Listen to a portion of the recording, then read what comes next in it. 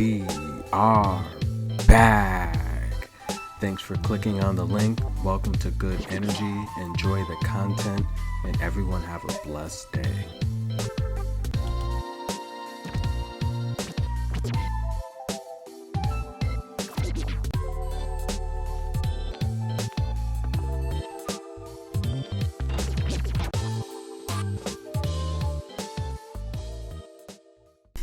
And we are back. Welcome to Good Energy, guys. We're back at the Rome International WTA 1000, and we have another great day of tennis set for you guys. Join me in the comments with live action, and please like, subscribe, and comment below. The first match we had today, it was a good one. Iga Swiatek versus Bianca Andreescu. This was a really great match, and guys, I told you Iga will win this match in straight sets, as she did, but I also said if there's someone that could beat Iga and ruin her win streak, it would be Bianca Andreescu. She's tough, she's powerful, and she's a great baseliner. However, not today. Iga would prevail in the first set after a tiebreak. Bianca had some bad calls just not go her way, with the chair umpire making several mistakes, and that was a difference maker in the first set. In the second set, she just unraveled. However, hats off to Bianca. Do not get down and depressed. She played very, very well. The next match, Sabalenka versus Amanda Anisimova. I had Amanda personally winning the first set, and she did that. She would lose the match though, and remember, I always say you can only lose once on a win streak, and Sabalenka finally beats Amanda Anisimova. The head-to-head is now 4-1. Sabalenka showed very, very good discipline in this match, and she stuck with it until things went her way. And Amanda's the type of person where she'll break. Much like Iga Swiatek in her younger days, if you can take the first set from Iga, she breaks. Unlike now, when Iga wins the first set, she's automatic. She's literally 95% win ratio this year when winning the first set. She's only dropped one on the year. Unbelievable.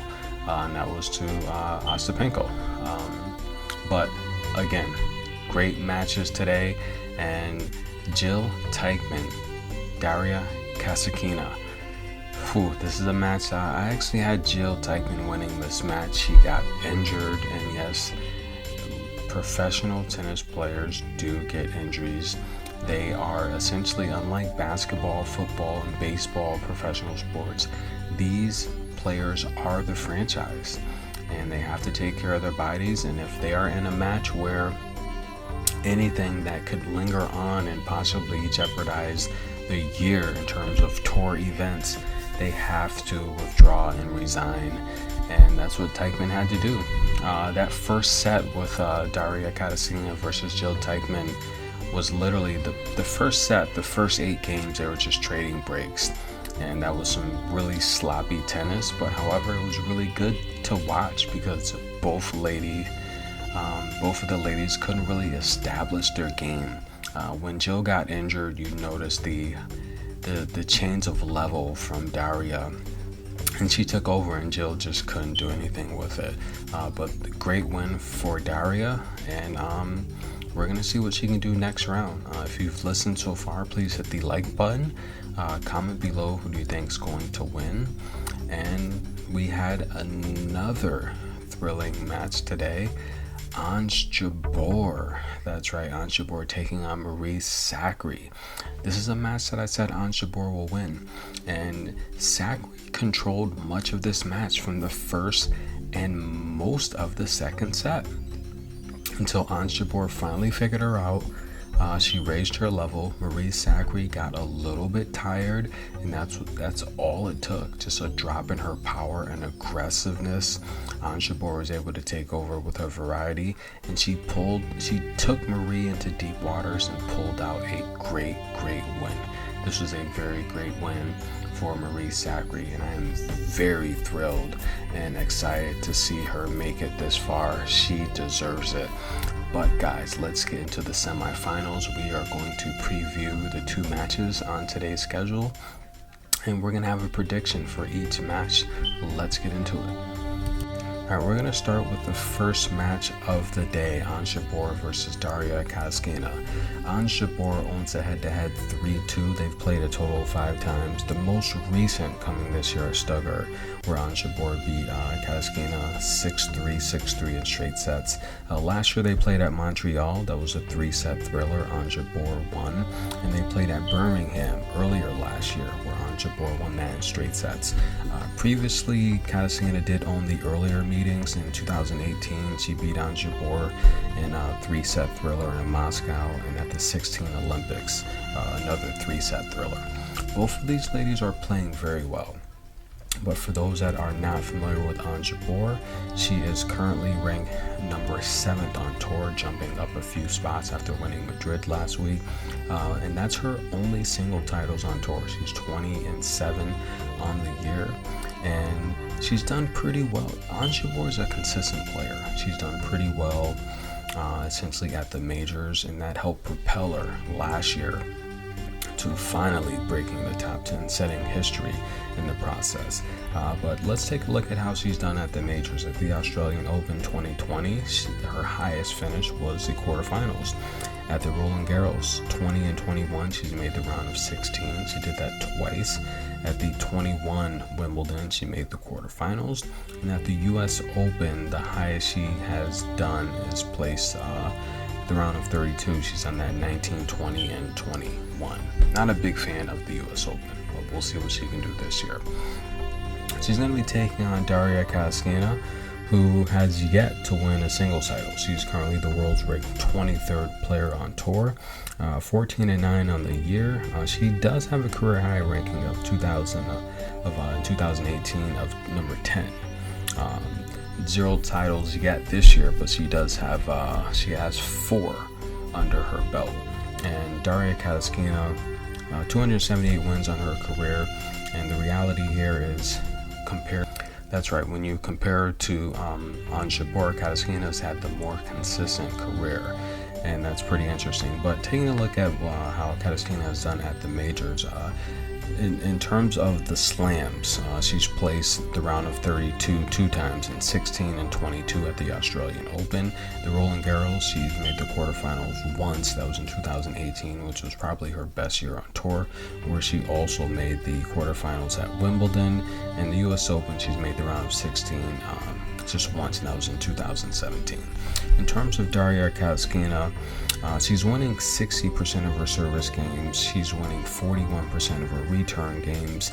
And if you take a look at her aces, she's not the strongest ace player. She's only averaging about 1 ace per game. But she's been able to get good placement on her serves to really set her up. She, in my opinion, I think she's a better clay player than hard player. When you see that bounce in her step, you know you're in trouble, because that's a huge sign that she's displaying her confidence and things are going her way. She's saving 56% of her break points, and in terms of her converted break points, which is going to be very important here, she's converting 46% of her break points. Ons Jabeur, on the other hand, she's winning 70% of her service games, 42% of her return games she is winning, and in terms of her break point saves, she's saving 58% of her break points. She's converting 53% of her converted options. Ons Jabeur is averaging about 3 aces per game. So this is a matchup here where Ons Jabeur, she's the thinnest she's looked her entire career. She is in amazing shape, and she spoke highly of her new strength and conditioning plan, and she feels that with her being the slimmest she's ever been, she is actually taking tennis a little bit more serious, and she's getting the best results she's ever had by being in the best shape of her life. This matchup between these two ladies, if we just do a quick breakdown on what they can do, serving ability is going to go to Ons Jabeur. Ons Jabeur's got a much better serve, and I think that's going to put her in the position to win more points right off the bat, just having the better serve. We take a look at backhand. Ons Jabeur has the much better backhand of these two players, in my opinion. In terms of forehand, this is where I think Kasatkina has the advantage. Kasatkina's forehand, and this is how she has been consistent on tour. Her forehand and her athletic ability puts her in positions to just leave her opponents off balance. And you saw what she did to Jill Teichmann and Paula Badosa. Paula Badosa is a great baseline player, but she had nothing to work with Kasatkina just leaving her off balance. If Kasatkina can do that to Ons Jabeur, she's going to have a good chance to win this match. Ons Jabeur, though, however, in terms of just shot selection and variety, I think Ons Jabeur has a much better IQ. Kasatkina, if you watch her matches closely, she's the type of player where she loves to redirect. And what I mean by that is you will see the large overhead shots that force the opponent to return the ball with topspin. And the reality here is it plays right into her hand, where she can then come back with backspin, and her opponents are just, they're left to play her game. And this is a match here where I think that Kasatkina, she's going to try to do that. But the problem here is, out of all the ladies that Kasatkina has faced this tournament, Ons Jabeur is the best shot maker. She's probably the best thinker on the fly, and she's got the best arsenal. I see a lot of overhead shots in this one. I see a slow pace, and this automatically lets me think this match is going to go over. If not 3 sets, it's going to go 2 tight long sets. So I do like this match to go over. That's my official prediction for this match. Take the over. With how these ladies place the ball, it's just going to be a match. It's going to be a chess match all day long. All day long, it's going to be a chess match. And I feel that the person that takes the first chance, the first risk, is going to be the one to make mistakes, because neither of these ladies are going to give up an inch for the other player to get an advantage. So I do like the over. If I had to pick an opponent to win this match, I would probably pick Ons Jabeur, just because I just feel that Ons Jabeur at this stage of their careers, she's got the confidence, she's in great shape, and I think she does have the shot selection that can frustrate Daria Kasatkina. The official prediction is take the over 21 games. Alright, let's get into the next matchup. And unlike a topspin, backspin type of rally match that's going to be held with Ons Jabeur and Kasatkina, this next matchup is going to be a lot of heavy hitting.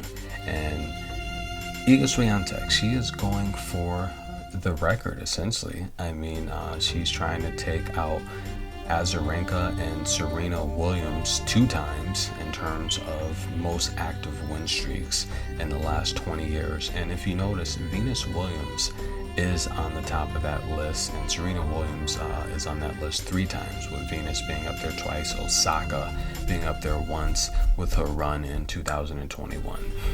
Can Iga do it? She's going to have to go through Sabalenka, who's looked really good this tournament, and she seems to be playing more calmed and more focused. Sabalenka's win over Amanda Anisimova today was very, very impressive.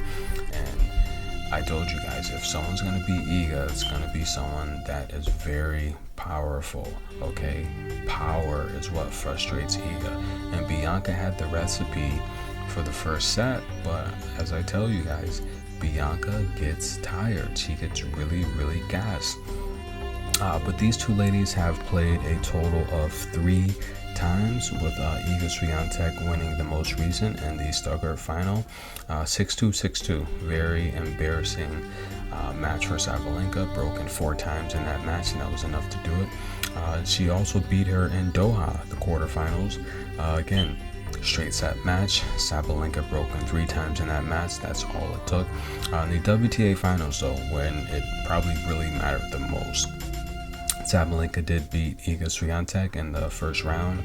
It was a 3-set match, and Iga's not that same player that she was at the finals. If you guys watch the channel, I told you, look, Iga needs to go work on her serve.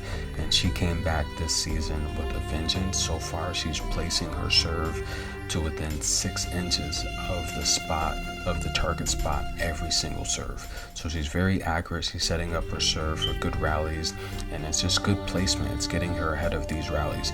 We saw today, though, against Bianca Andreescu, that Iga is, with that time off, she's probably a little bit rusty, and Bianca, I feel, is not playing as good as Sabalenka is. And if there's someone that can beat Iga and ruin this streak, it's going to be Sabalenka. Let's get you guys familiar with Sabalenka. Sabalenka is currently ranked number 8. She's been dropping. She's not having the best year. She's only 12-10 on the year. She's has a career high ranking of number 2. We all know that. She's got 10 singles titles. And the reality here is she's just lacking that major. When will Sabalenka get that major title? We are still waiting for it to happen. And we'll see. I mean, that's really the only thing she's missing in her game is a slam. But nonetheless, Sabalenka, she's winning 68% of her service games, 33% of her return games. In terms of her break points, she can be broken. Sabalenka can be broken, and she's shown that she gets frustrated. She can lose it all. She's only saving half of her break points. If that number is not in the 80s or 100% against Iga, she's gonna lose. It's as simply put as that. She's converting again half of her break points. If she gets a break point against Iga, she's gonna have to convert it. 50% is just not going to do. Did mention that, and everyone knows this, Sabalenka is missing the major. How has Sabalenka done at the majors? The Australian Open, she's made the round of 16 twice. That was in 21 and 22. The Roland Garros, she's made the round of 32 twice. That was in 20 and 21. Wimbledon, she made the semifinals last year. That was her best outing there, as well as the US Open, the semifinals of last year, where she lost to long hair don't care. Leylah Fernandez took her out. Iga Swiatek needs no introduction. She is the winner of the 2020 Roland Garros. She has 7 single titles under her belt. She's having an amazing year, 34 wins, 3 losses on a 25-match win streak. And Iga Swiatek in her young career is still accomplishing so much. Currently, she's winning 77% of her service games, 52% of her return games. She is saving 62% of her break points, and she is converting 53% of her break points when she has the opportunity to break her opponents. Iga Swiatek is winning 95% of her matches when she wins the first set. Her serve placement is amazing. She's setting up the rallies where she needs to be. She is thinking 4 to 5 moves ahead of her opponent, and it's all about the angles. She has a very powerful backhand. She has a good forehand. She's very athletic. She's strong. She's improved her strength, and she can hit just as hard as any of these ladies on tour. Who's going to win this matchup? Iga is a 6-1 favorite to win this matchup, and there's no reason why Iga should not win this matchup. She's better than Sabalenka. She's a better shot maker. Sabalenka's not the type of player, and I tell you guys, Sabalenka she reminds me of Madison Keys. They're very comparable. They have more in common than they do not. And Sabalenka's just not I don't think she's a good shot maker. I think she's strong. She has power. She uses her offense as her best defense. But when she's playing someone that's tactical and actually thinking and playing chess, she can be beaten, she can be broken, she can be upset and frustrated. And the reality here is I do not think Sabalenka's a great shot maker. If you get her on the move, moving vertically and horizontally, her power starts to take over her IQ, and she hits long and wide. And Iga's going to do that. Iga's going to pick her spots. She's going to use angles. She's going to control the rallies. She's going to play the baseline. She's going to play the net. Sabalenka, if she's going to win this match, she's going to have to mix up drop shots, and it can't just be about power. It's going to have to be about strategic angles. You have to move Iga around, mix in her power with her angles. I don't think she's going to be able to do that for 2 to 3 potential sets. The best wager in this match for you guys, yeah, actually there's a few. I like Iga to win this matchup in straight sets. I like Iga to win the first set in under 10 games, and I also like I like Iga on the money line. It's that simple. I like Iga to win this match. I like Iga to win the first set under 10 games. I like her to win it in straight sets. And the reality is, I like Iga to win the tournament. She's minus 200 to win the tournament. She gets past Sabalenka. She'll be facing either Ons Jabeur or Kasatkina, and I don't see either one of those ladies beating Iga. Ons Jabeur would have the best chance to a competitive match against, versus Kasatkina. I think Ons Jabeur would definitely be a much tougher match for Iga than Kasatkina. And the reason why is Kasatkina, she's fast, she's great, she's athletic, but playing against someone like Iga with her angles, that's going to be a lopsided, messy match for Kasatkina. She's going to be running all over the place, trying to save balls, and she's just going to return with too many errors. But yeah, that's it. We like Ons Jabeur in the first match. We like that match to go over, and we like Swiatek to beat Sabalenka in straight sets. This has been Good Energy, guys. Thank you for tuning in. If you've listened so far, please hit the like button. Join me as we cover the finals on Sunday.